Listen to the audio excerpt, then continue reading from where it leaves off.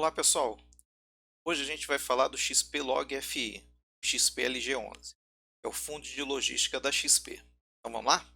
Informações gerais. O objetivo do fundo é oferir ganhos pela exploração comercial de ativos tanto na área logística quanto industrial.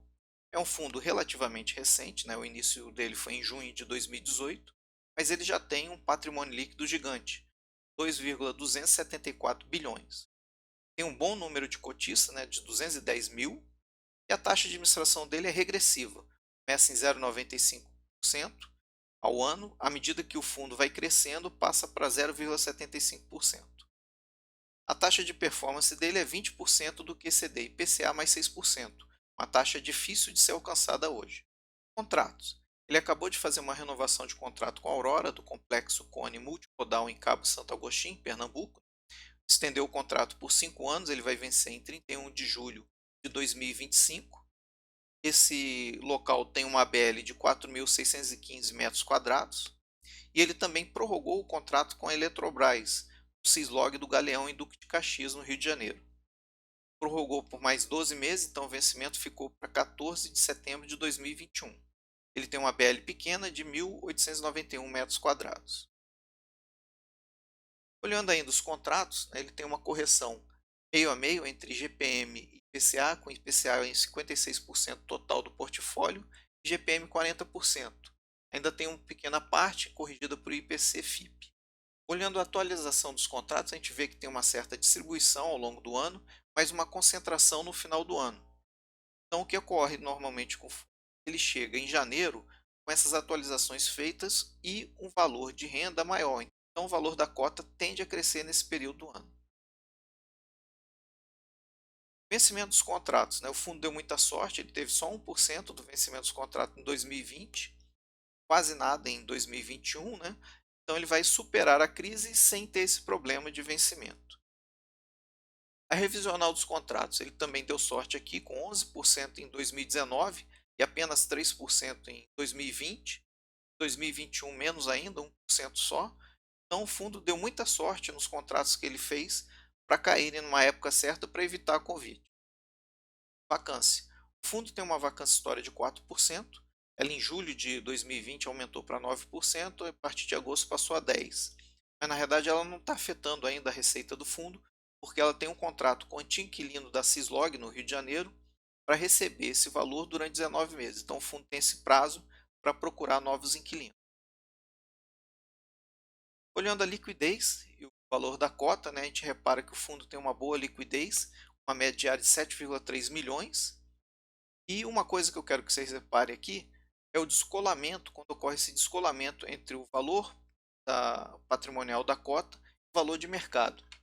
A gente repara que aqui, no final do ano passado, ocorreu isso, com o fundo valorizando muito.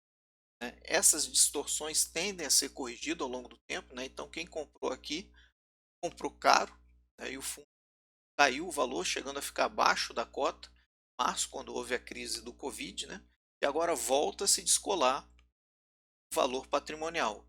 Então, tende a não ser um bom momento de compra aí do XP-Log. Olhando a receita pela distribuição, a gente vai ver que no semestre o fundo deve distribuir acima de 95% dos lucros apurados em regime de caixa. Por quê?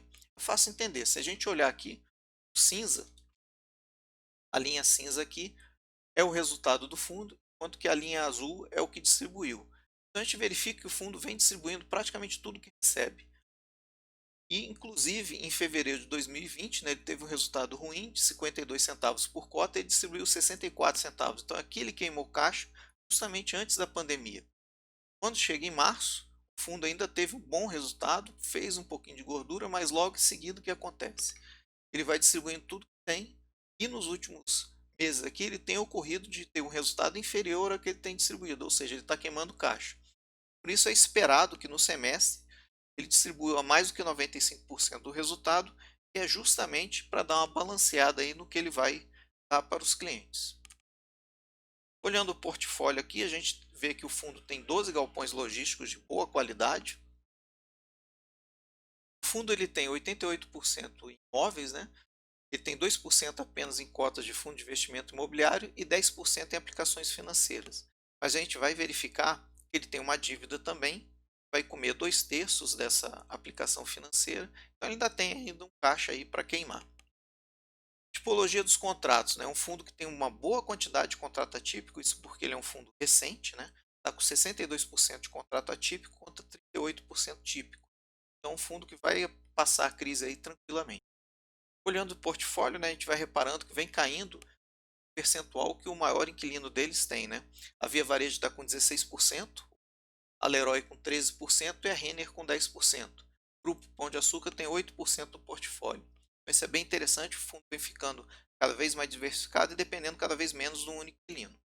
Olhando o setor de atuação dos locatários, a gente vê uma certa concentração em comércio varejista, com 39%, material de construção 13%, comércio e distribuição de alimentos 8%, logística 5%, ainda tem diversos aí em 22%.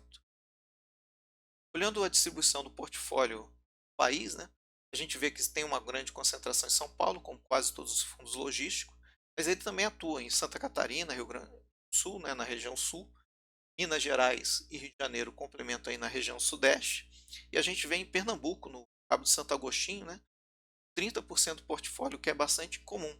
A primeira vez que eu estudei esse fundo, eu fiquei preocupado, será que é fácil conseguir novo inquilino, né? Mas eu vi que o galpão nessa região era multimodal e tinham vários inquilinos. Então, olhando aqui, eu botei em destaque, a gente tem a Via Varejo, Pão de Açúcar, FedEx, Unilever e assim por diante. Então, é um local com muitos inquilinos. Isso dá uma certa tranquilidade para mim. Olhando obras aqui, a gente vê que lá em Cajamar, o galpão da Leroy, a fase 1 e a fase 2 já está com a BITS, né? A Leroy está fazendo a vistoria e os checklists finais. Esse galpão ele tem o certificado francês, o AQUA HQE.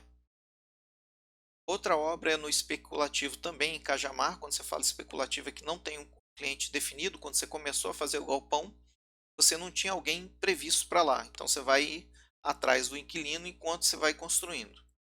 Essa obra estava prevista para ser entregue no primeiro trimestre de 2021, mas ela deve atrasar por causa da Covid, o que não é uma notícia muito boa, mas pelo que a gente está vendo aqui, o galpão já está em boa fase de construção.